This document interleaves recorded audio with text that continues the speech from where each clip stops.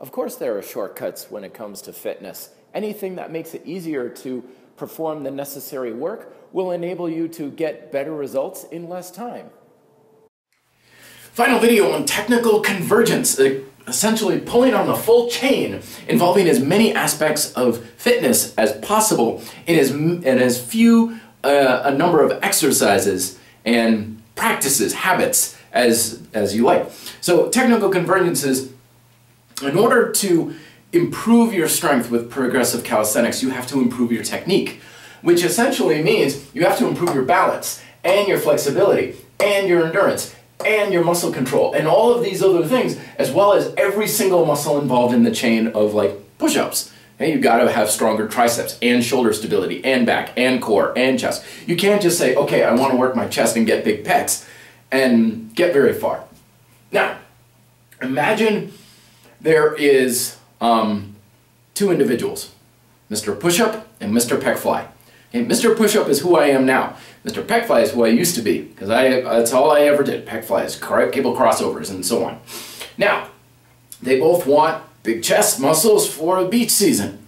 So Mr. Push-Up feels like he's at a disadvantage. He doesn't have any money, he doesn't have any equipment, he's stuck doing push-ups. But he's got YouTube, so he's following along with ideas of progressive push-ups that he can do. Mr. Pec Fly says, I'm not going to bother with those push-ups. Everyone knows you can't build much muscle with those anyway. I'm going to go to the gym down the street. It's like Bob's House of Pecs or whatever. So he goes down and he's like, oh, it's the greatest pectoral fly machine. It's great. It's got all the angles perfect and everything. And I'm just going to use that for, like, you know, my pec building strategy. And I've got a whole nother workout for my triceps and a whole nother workout for my shoulders. Meanwhile, the other guy's like, I'm just going to do push-ups. At first, it seems like Mr. Pec Fly has the advantage because he jumps on the machine and bang, instantly feels in the chest like, whoa, my chest is like, it's getting a big pump. It's like, wakes up the next day, oh, my chest is so sore. Yeah, that was awesome. Mr. Push-Up, he's not even feeling it in his pecs yet. He's like, well, I'm doing like they said on, you know, they recommended, but I'm really getting it in the tricep, and my shoulders are, yeah, they were what were sore this morning. Not in a bad way, just I feel like I'm getting it more in the shoulders. Mr. Pec Fly's like, it's too bad you don't have the Pec Fly machine like I do. So time goes by, a few weeks, and it seems like Mr. Pec Fly is definitely getting the bulk of what he's after, and Mr. Push-Up is like, it's getting a little bit better. Fast forward 5 months. Beach season's right around the corner. Mr. Push-Up is like, I'm starting to really get it into the chest now. And not only that, but my arms are looking great. I'm feeling great. I took up this boxing with my cousin the other day, and I'm throwing punches really hard. Mr. Pec Fly, though, is like, well, it was going great, but I seem to have hit a plateau. I can't do much more weight. I was stacking on weight regularly, but now I seem to be at my max. And when I wake up in the morning, right shoulder's just a little funky, but it's okay. I can warm it up, and then it's good to go. Next month comes around. Now Mr. Push-Up's pecs are starting to look just as good, if not better, than Mr. Pec Fly. And Mr. Pec Fly is like, something's not right here. My right shoulder's giving me some issues. I don't know what's going on. I gotta go to physical therapy. Goes to physical therapy. Come to find out, he has poor scapular stabilization. You know, so he's basically overloading one part of his shoulders. Meanwhile, Mr. Push-Up is like, I used to have a little bit of an ache and pain from my high school football days in the shoulder, but it's all gone. I didn't think it would. I thought I'd have it for the rest of my life, but it's like it never even happened anymore.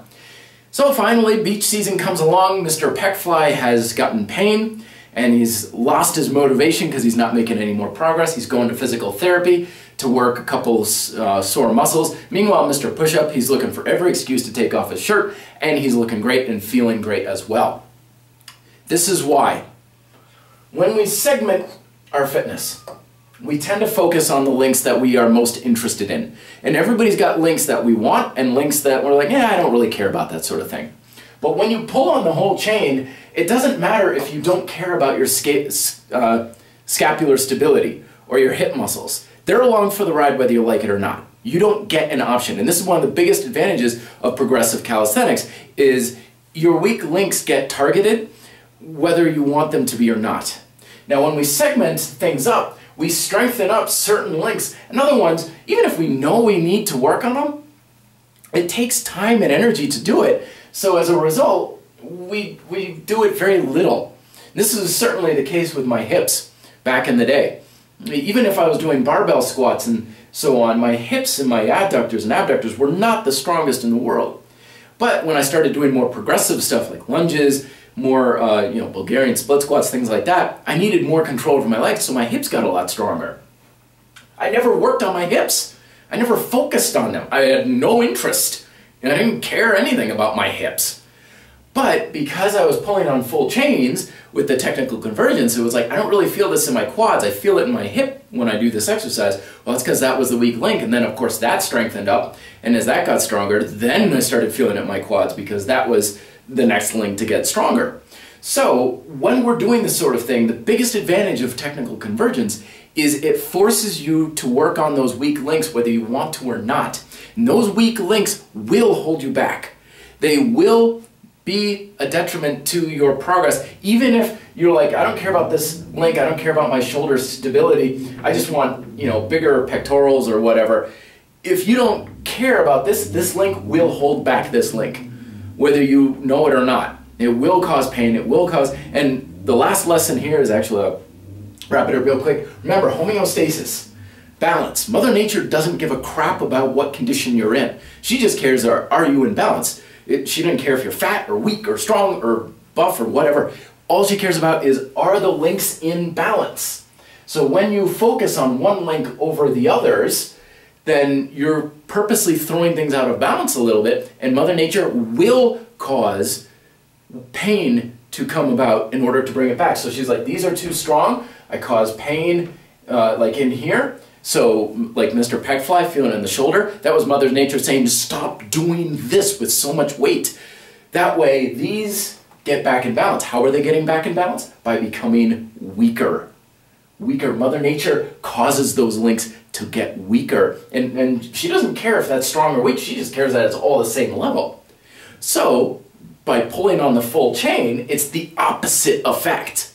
It's the opposite effect. Instead of saying, these are too strong, get them weaker to be in line with the weaker links, but it's the exact opposite. It's saying, get the weak links stronger to be in line with the stronger links. So the result is the same. Homeostasis and balance is the same either way, but the question is, do you want your weaker links to get stronger or your stronger links to get weaker?